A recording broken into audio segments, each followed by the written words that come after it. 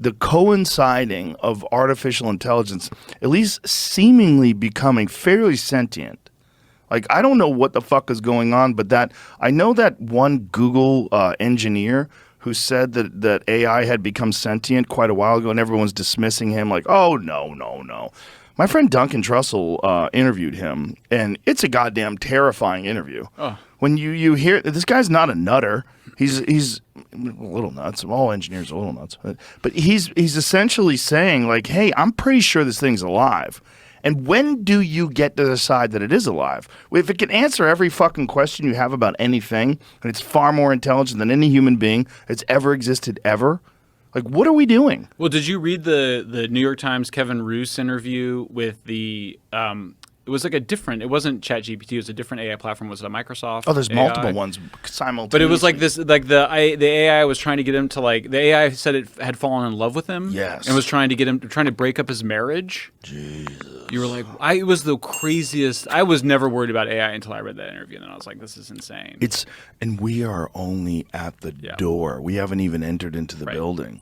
Well, and it's funny because, I know a lot about nuclear. So when we get the power of nuclear after during World War II, ends the war, there is a huge response to figure out how to manage this thing, how to regulate this technology, how to control it, how to prevent it from spreading, how to prevent bombs from going everywhere. And there was a bunch of problems with it, but the society responded by saying we need to get control of it.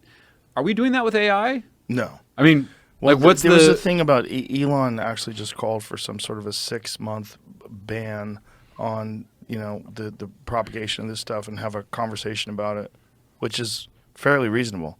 6 months, and he's got a lot of credibility on it because he helped to fund the nonprofit that gave rise to the ChatGPT, right? I don't think they're going to listen to him.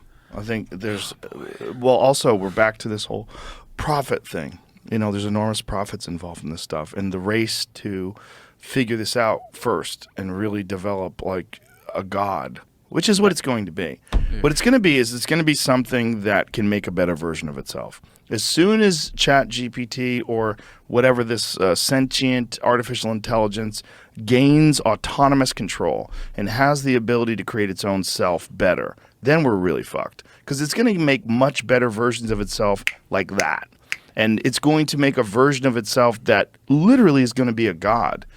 If you just scale it exponentially, like we do with like computer technology, like anything else, but do it in like a quantum leap, in some spectacular, massive improvement, almost instantaneously over and over and over again.